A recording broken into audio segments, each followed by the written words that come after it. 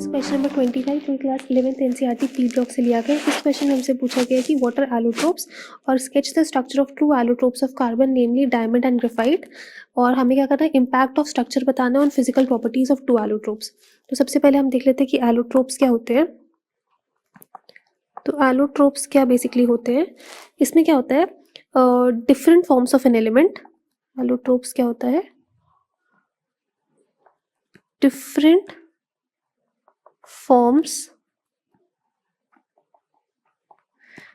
forms of element which have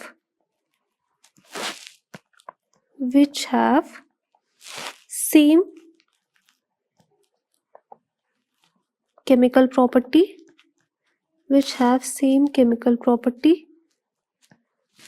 but different physical property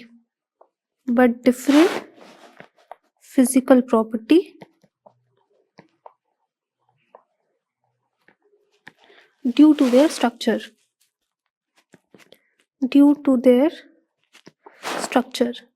तो structure के differences की वजह से केमिकल प्रॉपर्टीज तो सेम रहती है बट फिजिकल प्रॉपर्टीज डिफरेंट रहती हैं। जैसे कि हम देखते हैं डायमंड एंड ग्रेफाइट, ये क्या होते हैं, एलोट्रोप्स होते हैं। तो डायमंड और ग्रेफाइट में अगर हम कंपैरिजन करें तो ग्रेफाइट, डायमंड कैसा होता है, is the hardest substance. Diamond is the hardest substance और ये कैसा होता है, सॉफ्ट एंड स्लिपरी। तो ये सबसे बड़ा डिफरेंस हो गया, दोनों ही कार्बन के एलोट्रोप्स है बट इनके स्ट्रक्चर्स की वजह से इनमें डिफरेंसेस है। सेकंड क्या होता है, इसमें जो कार्बन होता है sp3 हाइब्रिडाइज्ड होता है, इसमें जो कार्बन होता है sp2 हाइब्रिडाइज्ड होता है। तो ये सारे कुछ डिफरेंसेस है इनके बीच में। दूसरी चीज़ क्या होती है, इसका जो स्ट्रक्चर है ये सॉफ्ट एंड स्लिपरी है।